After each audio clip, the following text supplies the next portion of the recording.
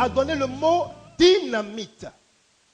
Donc, lorsque en grec, on veut dire puissance, on dit dunamis. Et au moment où on dit dunamis, comme vous l'entendez, dunamis, avec S à la fin, cela suppose dynamite. Le nom exprime la personnalité à tel point que savoir le nom de quelqu'un, c'est le connaître intimement. Parce qu'en réalité, lorsqu'on se présente à une personne, on prend la peine de lui montrer que nous sommes liés à elle, mais de façon intime. On ne donne pas son nom à tout le monde. On ne donne son nom, son vrai nom, qu'aux personnes qu'on considère pouvoir appartenir à notre cercle d'intimité. Et on a l'impression que cette intimité a un pouvoir sur nous. C'est pourquoi vous allez voir que lorsque nous lisons le livre de Genèse chapitre 32, le verset 30, lorsque Jacob avait commencé à lutter avec cet être mystérieux cette nuit, la seule chose que Jacob a voulu savoir de cet être mystérieux, c'est savoir, mais quel est ton nom? Jacob a dit à cet être mystérieux, à cet ange mystérieux, comme dit certaines versions, mais quel est ton nom? Le nom rend la proche présence de la personne. Le nom véhicule une présence tellement proche que si le nom n'est pas, l'intimité non plus n'est pas.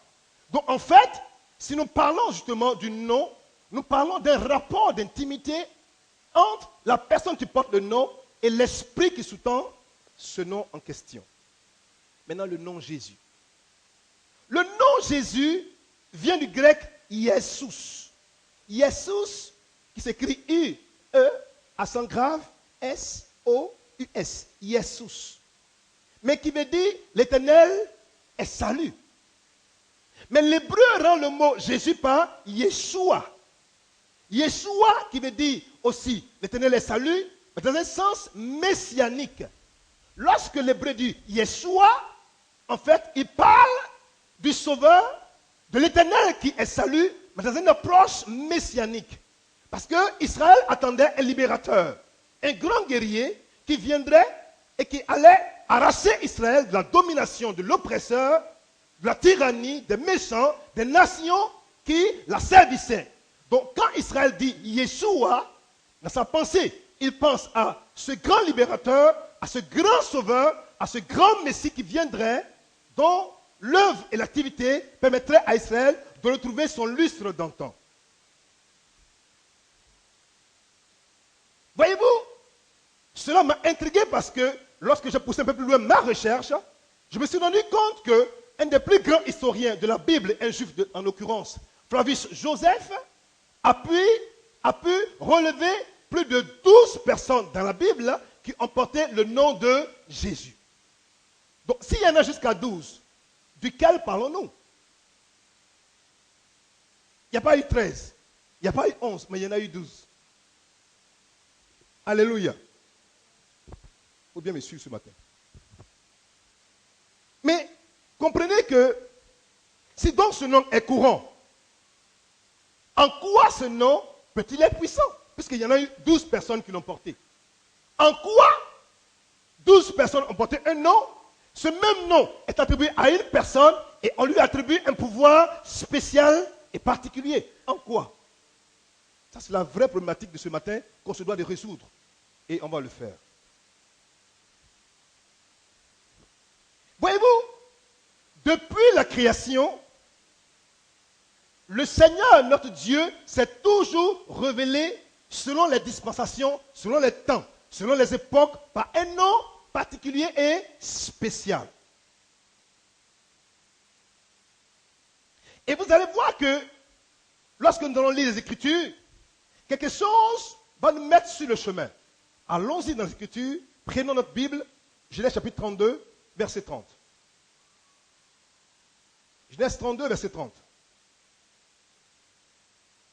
Alléluia. Est-ce qu'on me suit ce matin?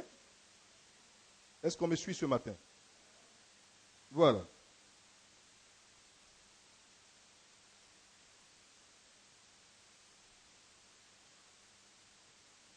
Alléluia. Ça va? Vous l'avez eu? Vous avez eu ce nom? Vous avez eu ce verset? Amen. On y va. On peut m'aider?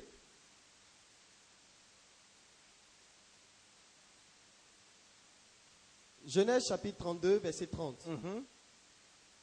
Jacob appela ce lieu du nom de Péniel, car, dit-il, j'ai vu Dieu face à face et mon âme a été sauvée. Regardez, j'ai vu Dieu face à face et mon âme a été sauvée. J'ai vu Dieu. Donc la Bible dit que nul ne peut voir Dieu et vivre. Mais il dit que lui, il a vu Dieu face à face. Il faut bien m'écouter. Prends Juge. Juge, chapitre 13, verset 18. Suivez-moi très bien ce matin. Juge 13, verset 18. On y va. L'ange de l'Éternel lui répondit, pourquoi demandes-tu mon nom? Il est merveilleux. Il est quoi? Merveilleux. Regardez, c'est-à-dire, la même question que le patriarche Jacob avait posée à cet être mystérieux avec lequel il s'était battu toute la nuit, et l'ange ne lui a pas donné le nom. Et on quitte cette dispensation des patriarches et nous partons dans celle des juges. Et à ce moment précis, voici que Manoah, un descendant d'Israël, dont la femme n'a pas d'enfant, va recevoir une visite mystérieuse.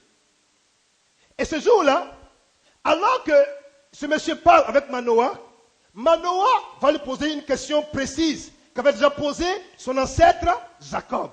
Il va lui dire, verset 17, quel est ton nom, afin que nous te rendions gloire quand ta parole s'accomplira. Lui de répondre, pourquoi demandes-tu mon nom? Il est merveilleux. Regardez. Donc déjà, pour dissocier le nom dont on parle ce matin des 12 autres noms qui ont été donnés dans la Bible, on va dire d'abord que ce nom particulier, il est comment? Il est merveilleux. Mais ça, c'est la version Louis II. Je vais lire une autre version. Suivez-moi. Dans la version Colombe, il a dit ceci. L'ange de l'Éternel lui répondit, pourquoi demandes-tu mon nom? C'est un mystère. Regardez. La Bible seconde dit, mon nom est merveilleux, Colombe dit, mon nom est un mystère. Donc vous voyez que ce nom déjà, il est merveilleux et il est déjà aussi un mystère. On y va. Vous allez voir pourquoi ce nom est puissant. La version parole de vie dit ceci. Pourquoi veux-tu connaître mon nom? Mon nom est mystérieux. En fait, le nom de le Seigneur est un mystère merveilleux, mais qui est mystérieux. En fait, le nom du Seigneur est un mystère merveilleux, mais qui est mystérieux. Parce qu'il y a des mystères qui ne sont pas merveilleux. Mais lui, son nom est un mystère, mais ce mystère est mystérieux. Voyez-vous, lorsqu'on prend la peine de sonder les choses en profondeur, nous allons voir que Dieu nous donne encore une autre explication de la force et de la puissance du nom de Jésus. Prenons nos Bibles. Exode chapitre 3. Exode chapitre 3. Versets 13 à 15. On y va. Sûrement très bien. Exode chapitre 3, versets 13 à 15. Moïse dit à Dieu, j'irai donc vers les enfants d'Israël et je leur dirai, le Dieu de vos pères m'envoie vers vous. Mais s'ils me demandent quel est son nom, que leur répondrai-je? Regardez. La même question ici, Moïse la pose. Dieu se rend compte que l'Israël était en esclavage en Égypte et Dieu va lui susciter un libérateur, un sauveur. Mais alors que Dieu se révèle à Moïse dans le buisson ardent, le buisson qui brûle mais qui ne se consume pas, Moïse prend la peine de dire à cette tête-là, oui c'est vrai, mais que dirais-je à ce peuple s'il me demande qui tu es? Donc, il lui pose la même question que Jacob a posée et que Manoah a posée. Comme si de la connaissance du nom de la personne qui se révèle à toi dépend l'issue de l'entreprise que tu dois accomplir pour Dieu. Cela démontre que le nom est vital et le nom est essentiel. Pourquoi ces trois personnes essentielles prennent tous la peine de dire, mais quel est ton nom? Pourquoi cette question, si elle n'était pas évidente, essentielle et importante? Continue. Dieu dit à Moïse, je suis celui qui suis. Il dit quoi? Je suis celui qui suis. Oh. Dieu dit à Moïse, je suis celui qui suis. Continue. Et il ajouta, c'est ainsi que tu répondras aux enfants d'Israël. Celui qui s'appelle je suis m'a envoyé vers vous. Oh. Regardez. Il dit, va leur dire que celui qu'on appelle je suis m'a envoyé, mais vers vous. À Jacob, il n'a pas dit le nom. À Manoah, il a donné un caractère du nom, son caractère merveilleux. Maintenant, à Moïse, il va lui donner plutôt une clé. Mais ce n'est pas encore le nom tant attendu depuis l'éternité. Il dit, va leur dire que je suis celui qui suis. Je suis celui qui suis. Il n'a pas dit, je suis celui qui était et qui va venir ou qui sera. Il dit, je suis celui qui suis. Comme si le temps n'avait pas d'emprise sur celui-là. Comme si le futur, le passé ne pouvait pas toucher son autre question. Il dit, va leur dire que celui qui t'appelait je suis t'envoie. Je suis, mais celui qui suis. J'aime la Bible. Continue, mon fils. Continue. Dieu dit encore à Moïse, tu parleras ainsi aux enfants d'Israël. L'Éternel, le Dieu de vos pères, le Dieu d'Abraham, le Dieu d'Isaac et le Dieu de Jacob m'envoie vers vous. Voilà mon nom pour l'éternité. Regardez, continue. Voilà quoi? Voilà mon nom pour l'éternité. Voilà mon nom de génération en génération. Point. Regardez. En réalité, le nom qui depuis des siècles les patriarches, les prophètes, les rois ont voulu comprendre et connaître, Dieu donne un secret, une clé à Moïse pour lui dire, de toute éternité, de toute génération, de tout âge, le nom sur lequel je voulais que moi, on puisse me reconnaître, m'appeler, c'est le nom je suis. Suis-moi bien, pardon. Ah! De toute éternité, appelez-moi, je suis Moïse. Va dire à Israël, de tous les temps, à compter de maintenant, le nom sous lequel je voudrais que toi et ton peuple et le monde entier me reconnaissent, c'est le nom je suis. Je vais lire d'autres versions, suis-moi très bien. Allons doucement. Ce matin, je pose mon fondement puis on va monter dans les sphères. Écoutez. Il dit, c'est mon nom pour toujours. C'est le nom par lequel vous pouvez faire appel à moi de génération en génération. Regardez, il dit, verset 15 de ma version parole de vie, il dit, c'est mon nom, mais mon nom pour toujours. C'est le nom par lequel vous pouvez faire appel à moi de génération en génération. En réalité, au moment où Moïse répondait, ou du moins écoutait la parole de Dieu, Moïse avait compris que le mystère caché de tout temps était caché en ce nom. Suis-moi bien ce matin.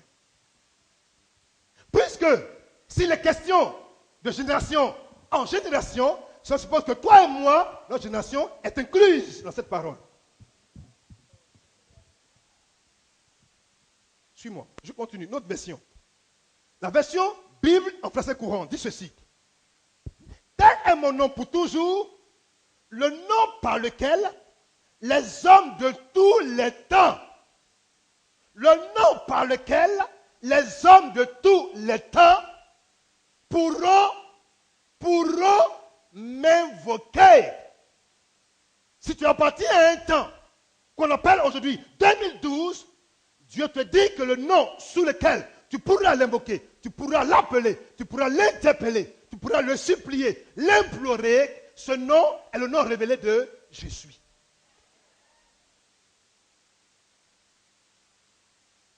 Mais quelque chose m'intriguerait.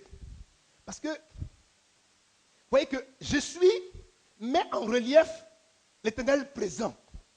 Comme si il n'était pas et qu'il ne sera pas, mais il est. Vous voyez, ce Dieu-là, il est. C'est un mystère. Il est. Donc, quand j'ai commencé donc à méditer, je me suis rendu compte que, en fait, dans ce nom, je suis, se trouvait un autre nom, mais qui n'était pas encore révélé.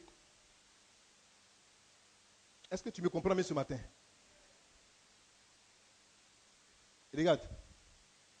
Dans le nom je suis, que Dieu a donné à Moïse, il avait caché encore un autre nom, mais qui n'était pas encore révélé. Quand Moïse dit à Israël que je suis m'a envoyé vers vous, ils l'ont accepté. Mais j'ai réfléchi, j'ai dit, mais Seigneur, je sais que chaque génération qui arrive, tu révèles un autre pan, un autre mystère de ton nom. Mais je suis la génération des prophètes du temps de Moïse, mais de mon temps. Quel est le nom que tu m'as réservé? Puisque c'est mon nom, de génération en génération, d'âge en âge et pour l'éternité. Mais pour ma génération, quelle est la révélation du nom, de ce nom je suis, que tu me donnes? Ouvre ton entendement et puis ferme tes oreilles et puis écoute-moi. Ouvre ton entendement et ferme tes oreilles et puis écoute-moi. Il me dit, mais Kanga, prends je suis. Je prends je suis. Je suis. Il me dit, dans je suis, il y a un autre mystère. Je mets là. On va continuer d'abord. On va aller un peu plus loin. Je suis un peu inquiet. Je ne sais pas si tu peux supporter ce que je te dis ce matin. Est-ce que tu peux le supporter? Tu peux le prendre? Est-ce que tu peux le supporter? Tu es sûr? Tu es sûr? Hein? Tu peux supporter ça? Hein? Je vais vous expliquer pourquoi je dis ça. Prenez Exode chapitre 23, versets 21, 20 à 21. Vous allez comprendre pourquoi je dis. Allons doucement. Dépêche-toi, mon fils. Exode chapitre 23, versets 20 à 21. Suivez-moi très bien. Vas-y. Voici, j'envoie un ange devant toi pour te protéger en chemin et pour te faire arriver au lieu que j'ai préparé. C'est ça. Tiens-toi sur tes gardes en sa présence et écoute sa voix. Ne lui résiste point, parce qu'il ne pardonnera pas vos péchés, car mon nom est en lui. Regardez. Car quoi? Mon nom est en lui. Car quoi? Mon nom est en lui. Regardez, quelque chose m'a fait bizarre. Pourquoi le Seigneur donne cette instruction et puis il donne des conditions pour dire faites attention à cet ange que j'envoie au-devant de vous pour vous conduire au lieu que moi, Dieu, j'ai préparé. Qu'est-ce qui faisait la particularité de cet ange? Cet ange avait en lui quelque chose que de toute éternité, Dieu avait gardé. Cet ange, en réalité, les grands docteurs de la loi disent que cet ange, c'est l'ange de l'Éternel. Alors que l'ange de l'Éternel, c'est qui? C'est notre Seigneur, c'est notre Dieu. Mais avant son incarnation, avant qu'il ne vienne au monde, on l'appelait dans la Bible l'ange de l'Éternel. Mais l'ange de l'Éternel est celui-là même qui a accompagné Israël depuis l'Égypte jusqu'à Canaan. Mais en partant de l'Égypte à Canaan, il portait en lui le... Oh! Il y avait en lui quelque chose qui a fait que Dieu a dit à Moïse, tant que cet ange porte ce qu'il a en lui, fais attention de ne pas pécher contre cet ange. À cause du nom sacré, du nom mystérieux, du nom qui était mystère, du nom puissant, du nom glorieux qui était en lui, il dit, garde-toi de te comporter mal. Sinon, il ne pardonnera pas tes péchés. Cet ange portait en lui le mystère, la clé à partir de laquelle toi et moi, notre vie doit être changée. Il dit, fais attention. Il est donc particulier parce qu'il a un nom en lui. Donc en réalité, ce nom rend particulier. Ce nom rend spécial. Ce nom distingue. Ce nom met à part. Ce nom nous qualifie d'une certaine manière. Pourquoi? Parce que Dieu l'a dit. Un point et un trait. Mais suis-moi. Il dit, dis-leur que je suis t'as envoyé. Je dis, Seigneur, mais pourquoi je suis? Quel est le nom pour moi pour cette année 2012? Il dit, plaise, si ce nom est un nom mystérieux qui s'est caché en l'ange de l'Éternel, c'est que ce nom n'a pas été révélé en son temps, au temps de Moïse, parce que ce nom n'était pas encore prêt à se déployer pour la période de Moïse. Moïse avait besoin de savoir son peuple que Dieu est, qui n'a pas changé, mais que Dieu, il est. Comme il est et qu'il n'a pas changé, il va continuer de croire que le Dieu dont leurs pères leur ont parlé, ce même Dieu continue d'être ce qu'il avait promis par le passé. Mais aujourd'hui, pour mon époque, ce Dieu, il est mieux qu'être. Je prends le mot je suis. C'est deux mots distincts, deux mots séparés. Je suis. Il me dit, cet ange qui porte et qui garde en lui ce nom sacré, ce nom mystérieux, ce nom qui est un mystère, au moment où l'homme est tombé dans le péché et que Dieu voulait trouver un substitut pour ramener l'homme vers Dieu, Dieu va décider justement de venir sur la terre. Dieu va faire quoi? Dieu va commencer donc à s'incarner. Alors que s'incarner, c'est venir habiter dans le sein de la femme pour venir au monde. Donc, quand on dit « je suis », dans les deux mots, il y a une seule lettre qui me parle de l'incarnation, c'est la lettre I dans « suis ».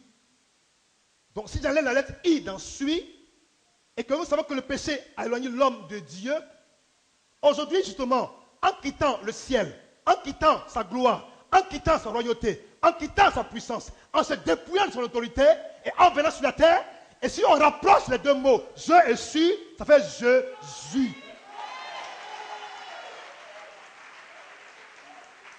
En réalité, il s'est incarné pour être non plus en l'ange de l'Éternel, pour être où? En toi. Regarde-moi. Il est devenu, il n'est plus je suis, celui qui est, Il a dit maintenant Jésus, celui qui sauve.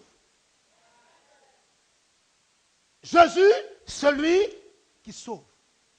Maintenant, en quoi encore le mot Jésus qu'on a trouvé maintenant, après tant de recherches, est-il puissant? Suivez-moi.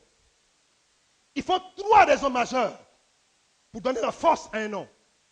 Premièrement, soit par la naissance, c'est le cas des rois et des princes qui sont nés et qui portent un nom de roi et qui leur donne d'avoir une puissance, un pouvoir comme le prince Charles d'Angleterre. Il porte un nom. Quand il donne son nom, tu es obligé de le respecter. Donc ce nom, on peut le recevoir par voie de naissance. Ensuite, on peut avoir un nom puissant par l'accomplissement d'exploits que personne n'a accompli. Lorsque vous voyez un héros dans la Bible ou quelque part ailleurs qui accomplit des exploits que personne n'a accompli, on lui donne un nom qui devient une marque déposée, une référence. Et troisièmement, on acquiert un nom puissant lorsque une autorité supérieure, légale et compétente qui devient un pouvoir suprême te donne d'avoir un nom suprême. Mais Christ a accompli ces 3 choses. Il est né de façon spéciale. La Bible dit que c'est ça le concours d'un homme, mais par la vertu de l'esprit que la Vierge a conçu. La Vierge n'a rien fait. La Vierge n'a rien eu à faire. La Vierge était là, un matin. Elle priait, elle adorait, quand un ange est entré chez elle pour dire « Salut, bonjour toi à qui une grâce a été faite. Le Seigneur est avec toi. » Et la Bible dit que lorsqu'ils ont discuté, l'ange lui dit que tu porteras en ton sein un enfant. Elle lui a répondu, mais comment cela se fera-t-il puisque je ne connais point d'homme? Oui, ce nom est puissant parce que ce nom est venu d'une personne, d'une femme qui ne connaissait point d'homme. La Bible dit que l'ange a répondu, l'Esprit très haut viendra et te couvrira de son ombre.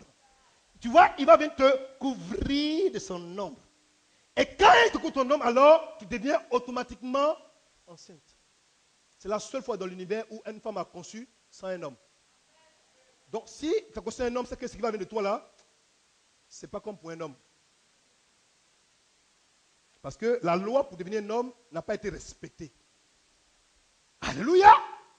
Donc elle conçoit mystérieusement, miraculeusement un enfant. Mais ce qui m'a intrigué le plus encore, vous savez que dans la société traditionnelle et même courante et moderne, quand un enfant vient au monde, qui le nomme? C'est le père. Ou c'est la mère, quand le père n'est pas là. Mais dans le cas d'espèce, pour montrer que son nom était puissant, c'est Dieu lui qui l'a nommé. L'ange dit à la femme, quand il naîtra, tu lui donneras le nom de Jésus. Donc, qui a donné le nom? Est-ce Joseph? Non. Est-ce Marie? Non. Mais qui a donné le nom? De celui qui donne le nom vient le pouvoir et la puissance du nom. De toute façon, ton père est, c'est comme ça que tu es. Tel père, tel fils. Premier élément. Ensuite, par l'accomplissement d'œuvres puissantes. En quoi les œuvres de Christ sont puissantes? Lisons un verset. Lisons un verset. Colossiens. On y va. Allons doucement. Colossiens 2, verset 15. On y va. Colossiens chapitre 2, verset 15. Il a dépouillé les dominations et les autorités et les a livrées publiquement en spectacle, en triomphant d'elles par la croix. Regardez. Lui, Christ, il a dépouillé. Il a rendu le pouvoir à rien, à néant. Domination, autorité. Et puis publiquement, il les a humiliés. Il a triomphé de tous ses pouvoirs par la croix. Ça fait bizarre. Par voie d'attribution. Le nom donné par voie d'attribution veut dire quoi? Philippiens 2, verset 9 à 11. Allons-y, 9 à 11.